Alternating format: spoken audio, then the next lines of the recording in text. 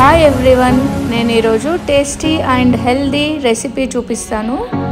దానికి ముందుగా ఆయిల్, జీలకర్ర, క్యాషు వేసి మంచిగా వేగనివ్వాలి. క్యాషు మంచిగా బ్రౌన్ అయ్యి క్రిస్పీ అయ్యే వరకు వేగిన తర్వాత సన్నగా తరిగిన ఆనియన్ కూడా వేసి మంచిగా వేగనివ్వాలి. అది వేగేలోపు పుదీనా మెయిన్ ఇంగ్రీడియంట్.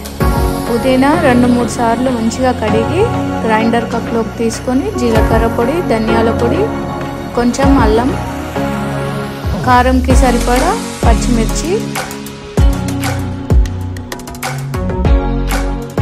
కర్రీకి కారం ఎంత కావాలో అంత చూసుకొని వేసుకోండి. తగినంత ఉప్పు వేసి సన్నగా గ్రైండ్ చేసుకోవాలి. చూడండి, ఇలా సన్నగా పేస్ట్ అయిపోయింది. ఇప్పుడు ఈ ఆనియన్ అండ్ క్యాషు కూడా వేగిపోయింది. ఇప్పుడు పసుపు వేసుకోవాలి. ఆనియన్ మంచిగా వేగాలి. వేగిన తర్వాతనే పసుపు వేసాను. ఇది మొత్తం ఫ్రై అయిపోయింది కదా. ఇప్పుడు మనం గ్రైండ్ చేసి పెట్టుకున్న మింట్ పేస్ట్ వేసేసేయాలి. మింట్ పేస్ట్ వేసి మంచిగా వేగనివ్వాలి, పచ్చి వాసన అంతా పోయే వరకు. అది వేగిన తర్వాత మనం ముందుగానే ఉడకపెట్టి పెట్టుకున్న మీల్ మేకర్ కూడా వేసుకోవాలి.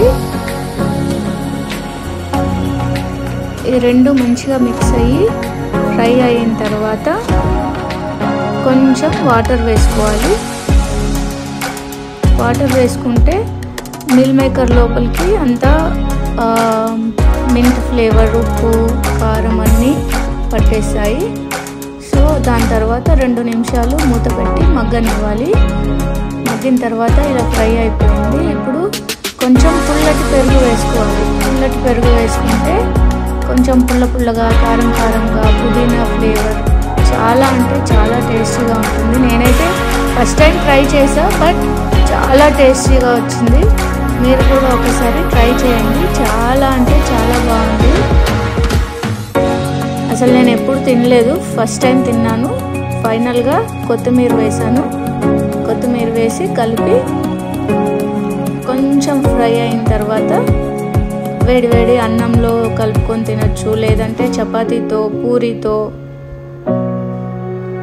లేదంటే ఇలాగే స్నాక్ లాగా కూడా తినేసేయచ్చు.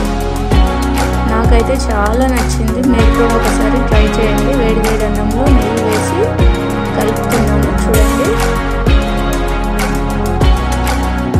పుల్లటి పెరుగు వేసాం కాబట్టి కొంచెం పుల్లగా, కొంచెం కారంగా, పుదీనా టేస్ట్ చాలా బాగుంది. నచ్చితే లైక్ చేయండి, షేర్ చేయండి, సబ్స్క్రైబ్ చేసుకోండి.